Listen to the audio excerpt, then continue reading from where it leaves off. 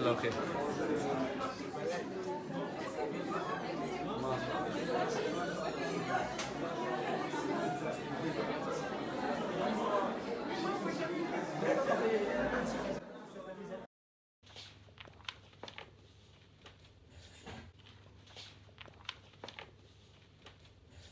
Donc, dans le Coran Karim, on leur enseigne la psalmodie du Coran, donc la bonne prononciation de Coran Karim comme ça a été révélé selon Riwayat Hafs an Asim. Comme on essaye de leur transmettre la bonne prononciation authentique, Inch'Allah, selon Riwayat Hafs, donc de ma part. Sinon, il y a les 10 lectures qui sont enseignées par d'autres enseignants. Donc, sinon, on les aide aussi à bien améliorer leur qualité de révision, que leur hifz soit solide. Donc on leur donne des méthodes, on les suit, on les encadre sur ça, donc on essaye de les orienter comme on peut avec les méthodes. Ça va être personnalisé à chaque fois, chaque étudiant a donc un programme général à suivre et a aussi un suivi personnalisé. Donc sur le plan de la révision, de l'apprentissage et de la psalmodie de Coran Karim. Oui, alors du coup on remarque plus de sœurs que de frères, enfin les étudiants, il y a plus d'étudiantes que d'étudiants. Donc les étudiantes, moi je m'occupe que des sœurs dans l'après-midi, le matin j'ai les classes où c'est mixte. Bon, on voit que les sœurs elles sont impliquées un peu plus dans les études de la religion, les études de Sharia, le Coran, plus que les frères. Peut-être qu'ils ont des obligations à côté. Donc on voit qu'elles sont vraiment très bien appliquées, elles savent ce qu'elles veulent, elles recherchent vraiment bien comprendre et bien connaître et bien découvrir, découvrir leur religion et surtout donc Al-Qur'an Karim, se rapprocher plus de la science du Qur'an Karim. On sent que cette volonté-là vient des sœurs plus que des frères actuellement. Les sœurs, elles cherchent aussi à être par la suite parmi les cadres aussi, avoir aussi chercher la transmission. Elle aimerait transmettre comme nous, ça nous a été transmis par nos chouyours.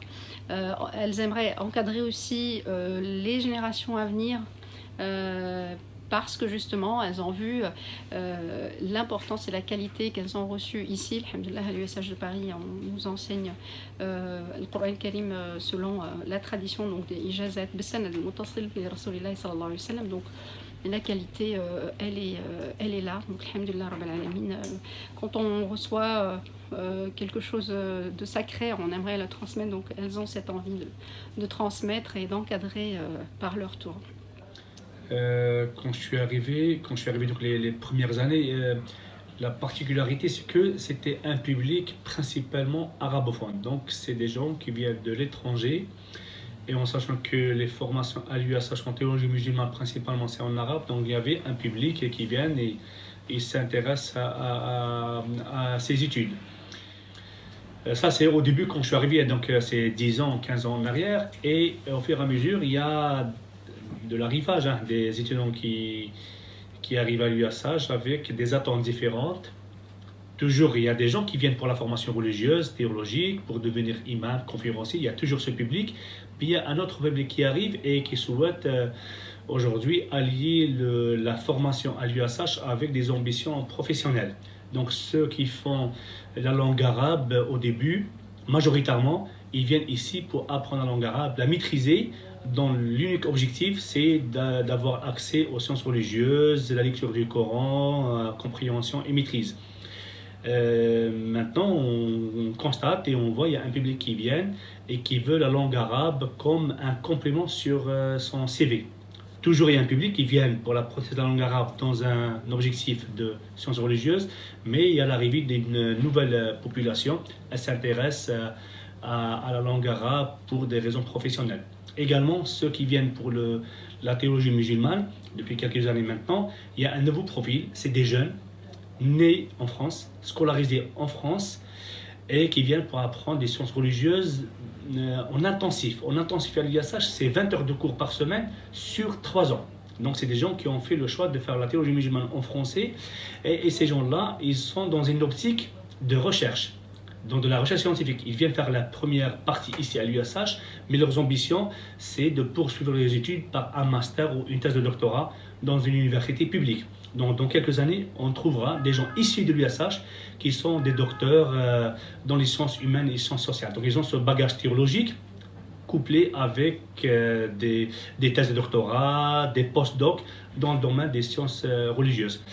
Depuis la reconnaissance de l'établissement en 2009 et aussi l'accès à la bourse, aujourd'hui on a un public qui vient post-bac. Donc c'est très jeune, c'est des 17 ans, ils viennent, voilà, c'est la vie étudiante, ils veulent un diplôme en langue arabe, l'équivalent d'un bac plus 3, toujours dans l'optique de poursuivre les études universitaires qui déboucheront par la suite sur un travail. Et nous maintenant, on est en train de travailler sur cette question de comment on peut faire de la proximité de nos étudiants avec le marché du travail dans le domaine de linguistique, dans le domaine de la langue arabe, la traduction. Donc le profil a changé, il y a une évolution publique. Aujourd'hui, on a un certain nombre avec un diplôme de l'USH et qui sont en master et en doctorat ailleurs. Le nombre est limité, mais ça montre qu'il y a cette dynamique qui est lancée de commencer à l'USH la première formation en théologie et en langue arabe et de poursuivre les études dans une fac publique, toujours dans l'esprit d'avoir une formation poussée. De plus en plus, nos étudiants nous interpellent sur les débouchés après l'USH. Ça montre que c'est plus comme avant. Le public qui vient, il est là pour sa formation personnelle, pour sa culture personnelle, il ne cherche pas les débouchés. Donc il y a un changement sociologique du profil de ceux qui viennent à l'USH. Dès le début de l'USH, il y a une présence féminine. Cela aussi traduit une réalité sociologique. La plupart de ceux et de celles qui sont engagés dans les associations, même s'ils ne sont pas visibles, qui ne sont pas peut-être dans les organes de direction, mais ceux qui font vivre les associations principalement, c'est des femmes. Et donc ces gens-là, comme ils sont confrontés à une réalité, ils viennent à l'USH pour la formation. Et aujourd'hui, on a beaucoup de femmes qui sont responsables pédagogiques, ils ont ouvert leur propre projet éducatif, qui sont à la tête d'une école et qui sont issus de l'USH. Donc je pense que la présence féminine à l'USH, elle reflète, on peut dire, la moyenne nationale aujourd'hui. Même dans les facs publiques, la présence féminine, elle est plus importante que les garçons. La particularité dans l'associatif musulman, il y a une présence, elle n'est pas visible. Cette présence, elle pousse ces étudiants à venir à l'USH, s'armer scientifiquement pour revenir par la suite, soit monter un nouveau projet ou bien donner une nouvelle pédagogie. Et on voit ça aujourd'hui dans un certain nombre d'associations où la qualité, elle s'améliore de plus en plus. Et quand on commence à creuser davantage les indicateurs de performance, on réalise que certains, ils ont fait une formation professionnalisante, une formation académique qui fait que leur rendement est plus efficace, plus que, on peut dire, les anciennes générations. On a des étudiants brillants et ont terminé la formation de Bac plus 3, de Bac plus 5. Certains ont même préparé leur thèse de doctorat ici. La chose qui leur manque, c'est premièrement l'audace. Le deuxième, c'est de s'afficher. Et peut-être c'est une insuffisance ici à l'USH. Peut-être qu'on doit travailler sur cette question, commencer à accompagner ces gens-là pour qu'ils prennent la parole au public. Parce qu'ils ont des choses très intéressantes à dire, ils sont compétents dans leur domaine, mais on ne les voit pas dans le champ militant, dans le champ médiatique, dans le champ intellectuel. Mais ceci dit, il y a certains qui sont déjà présents. Ils ne s'affichent pas autant que diplômés de l'USH. Peut-être il n'y a pas de raison à s'afficher. Le plus important, c'est le discours et qu'est-ce qu'ils développent. Mais il y a certains diplômés de l'USH qui sont très actifs par les conférences, par les interventions, par la formation. Mais quand on les présente pas comme quoi ils sont issus ou bien ils ont fait une formation ici en France. Et ça revêt peut-être une autre problématique. C'est qu'aujourd'hui, peut-être en France, c'est pas très crédible de dire j'ai fait une formation théologique en France. Parce que dans l'imaginaire collectif, la formation théologique, elle doit se faire à l'étranger. Elle est réservée, elle est limitée. C'est le monopole de certains continents, de certains pays. Donc, afficher que je fais de la formation théologique à l'USH demande un autre travail de pédagogie, de faire accepter soit aux fidèles, soit aux acteurs associatifs que ça existe aujourd'hui en France une faculté privée qui fait de la formation théologique.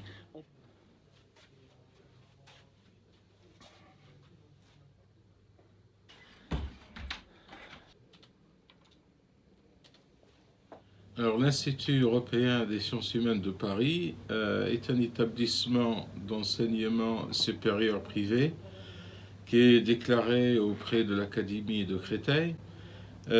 Si on remonte un petit peu à l'historique de l'UNSH, il a commencé tout d'abord dans la Nièvre, à Château-Chinon, c'était en 1992. Et en 2001, l'USH est arrivé dans la région parisienne avec un nouveau établissement qui est l'USH de Paris. Le premier objectif, c'est la formation des cadres religieux. C'est tout d'abord les imams, c'est les prédicateurs, c'est les récitateurs du Coran, c'est aussi les enseignants, les animateurs. Le deuxième objectif de l'USH, c'est de proposer une formation, notamment dans les sciences islamiques, mais aussi dans la langue arabe et dans le Coran, destinée à un public plus large. Car parmi les musulmans notamment, qui veulent évoluer dans leur compréhension de la religion, leur étude, ils ont besoin aussi d'avoir des formations de la part de personnes spécialistes. Troisième objectif, c'est la recherche, parce que dès le début aussi, l'USH aspire, à travers bien sûr les formations académiques, à travers le cursus des études supérieures, favoriser et promouvoir la recherche, tout d'abord des étudiants qui sont inscrits en master et en doctorat à travers leurs travaux de recherche, mais aussi à travers un centre de recherche aujourd'hui qui a un travail sur des sujets qui concernent toujours la présence musulmane en France et en Europe. Aujourd'hui, le CERI, qui est le Centre européen de recherche sur l'islam et ses interactions, anime un certain nombre de travaux de recherche et notamment un projet ambitieux pour produire des manuels d'éducation islamique destinés aux écoles musulmanes, écoles privées, écoles complémentaires. Bien sûr, tout ça se passe dans un cadre académique, mais aussi spirituel, qu'on offre à nos étudiants, dans des rapports d'ouverture avec notre contexte, notre environnement. Notamment, on est actif sur tout ce qui est dialogue interreligieux. Chaque année, si on prend la théologie, ce sont les imams, les enseignants, les prédicateurs qui sont formés dans le département de théologie. Nous avons chaque année une promotion autour de 30 à 40 étudiants qui sont formés chaque année. Et beaucoup parmi ces étudiants diplômés de l'USH sont aujourd'hui présents, que ce soit dans les mosquées dans la région parisienne, et aussi certains même en dehors de la région parisienne, c'est-à-dire dans d'autres villes de France. Nous avons beaucoup d'étudiantes qui sont présentes surtout dans l'enseignement. Si on parle de l'imam, c'est un seul imam. On peut avoir parfois deux imams dans une mosquée, mais il y a aujourd'hui, dans les grandes mosquées, on a besoin de plusieurs enseignants, car il y a toute une activité d'enseignement, que ce soit de la langue arabe ou de l'éducation islamique et du Coran, qui est organisée dans plusieurs de ces centres et ces mosquées. Alors pour des imams, on peut dire qu'il y a environ 200 imams qui sont formés ici depuis l'ouverture de l'USH sur Paris, c'est-à-dire depuis 2001. Il se trouve que ces imams, il y a plusieurs profils si vous voulez. Il y a des imams qui sont des imams salariés par leur mosquée, mais il y a beaucoup, la majorité sont des imams qui assure notamment le prêche du vendredi, et il assure également des cours dans les mosquées, mais sans qu'il soit engagé à 100% avec des associations. Parce qu'il faut dire aujourd'hui qu'il y a parmi nos jeunes qui sont formés, qui veulent exercer l'imama, ils ne veulent pas que l'imama soit leur travail ou leur boulot, comme on dit. C'est-à-dire ils veulent gagner leur vie à travers dans un autre domaine de travail. Et pour eux, l'imama, voilà, c'est une fonction qu'ils exercent en complémentarité avec leur travail salarié. Pour les enseignants, sont beaucoup plus. Je pense qu'on peut parler de à peu près 400 à 450 enseignants qui sont formés, que ce soit pour la langue arabe, pour la théologie musulmane ou pour le Coran. Je dois dire que les femmes, les étudiantes sont à peu près 60% par rapport à l'ensemble des étudiants inscrits. Beaucoup sont formés, beaucoup sont actives également, surtout dans les associations locales. C'est-à-dire, c'est peut-être ça qui explique qu'on n'a pas justement de figures féminines qui sont assez connues, qu'on peut les retrouver dans des conférences publiques ou qui peuvent se déplacer, parce que généralement, ils sont actifs là où elles habitent, c'est-à-dire dans leur localité. Bon, certaines, elles se déplacent, mais il faut dire que c'est vrai qu'on n'a pas aujourd'hui de femmes qu'on peut les retrouver, bon, que seulement pour certaines. Mais je dois dire, si vous allez dans les mosquées, dans les centres, et notamment dans tout ce qui est travail d'enseignement, vous allez trouver beaucoup de femmes. Mais là aussi, peut-être, il faut que les mosquées s'ouvrent davantage, parce que bon, la pratique habituelle, c'est que lorsqu'on on invite un conférencier, c'est plutôt des hommes. Peut-être c'est aussi quelque chose qu'il faut changer un petit peu dans la pratique. On doit aussi donner la parole à des femmes pour des conférences. Généralement, on invite la femme pour donner une conférence à des femmes, mais il n'y a rien qui empêche que la femme conférencière, elle peut s'adresser aux femmes et aux hommes également. Là aussi, peut-être, c'est un handicap. Voilà, si vous voulez, il y a deux raisons. Tout d'abord, la mobilité n'est pas toujours facile, surtout pour des femmes qui ont des engagements familiaux. Bon, pour eux, c'est plus facile d'être actives dans leur localité.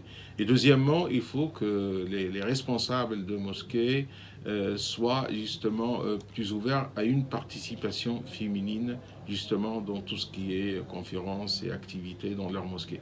Par rapport à la question de reconnaissance des diplômes de l'USH, il est reconnu comme un institut qui a cette qualité, qui délivre un enseignement de niveau académique supérieur.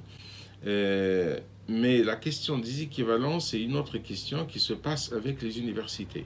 Alors il se trouve que les commissions d'équivalence sont indépendantes pour chaque université, et chacune a là son pouvoir, si vous voulez, d'appréciation par rapport aux diplômes qui sont présentés.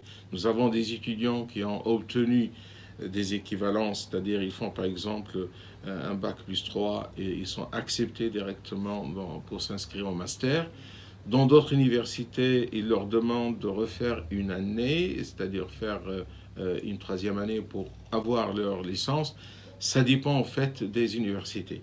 Sinon, l'USH, il a passé des conventions avec des universités, notamment musulmanes, puisque c'est des universités qui enseignent à peu près un programme qui est similaire à nos programmes, et notamment une convention très importante que nous avons passée avec l'université, la célèbre université Zaytouna en Tunisie. Et avec cette convention, nos étudiants peuvent avoir un codiplôme, c'est-à-dire un diplôme pour la théologie, je parle bien sûr,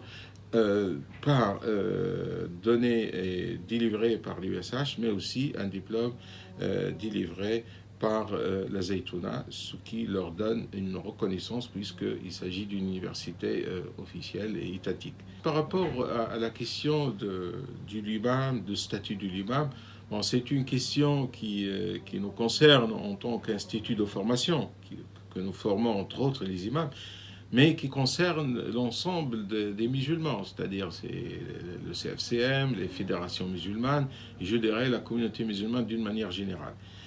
Il se trouve que ce statut de l'imam, on en parle beaucoup, mais il n'y a pas beaucoup d'avancées malheureusement, sur beaucoup de plans. Tout d'abord, la mission de l'imam.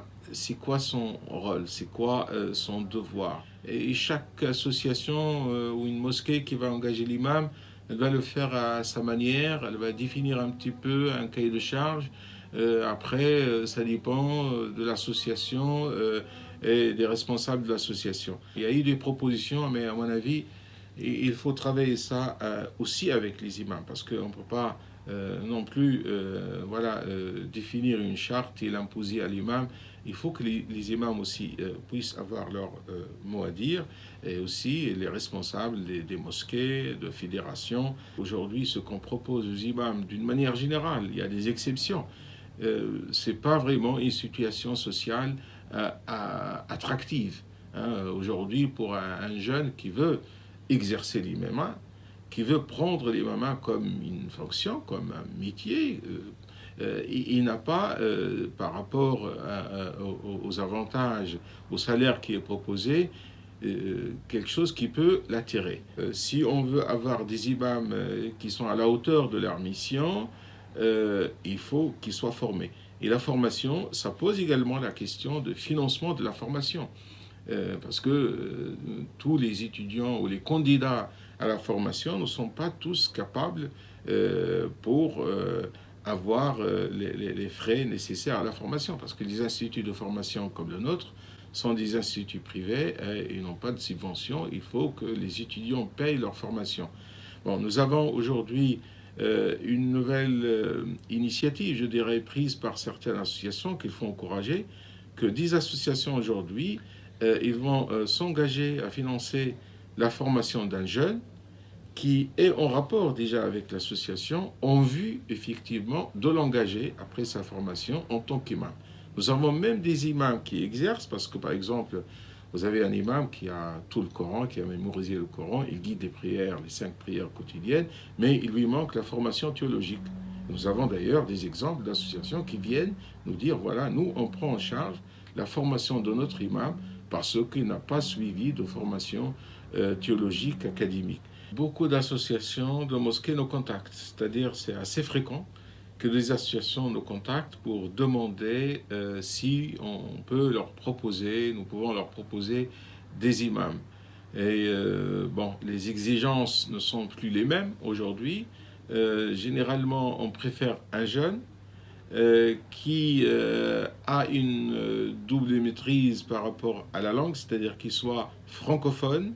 Absolument, aujourd'hui, on insiste qu'il soit francophone, qu'il peut donner le prêche et les cours en français, mais qu'il maîtrise aussi la langue arabe qui va lui permettre de se documenter, d'aller chercher, etc. Nos étudiants qui sont en majorité de région parisienne sont pas toujours disponibles pour aller se déplacer en province, parce que nous avons aussi des demandes de province, mais dans la région parisienne, effectivement, il y a aussi des demandes et on essaie bien sûr d'orienter ces étudiants vers ces associations et après, bon, ils peuvent conclure avec eux un accord pour les engager en tant qu'imams.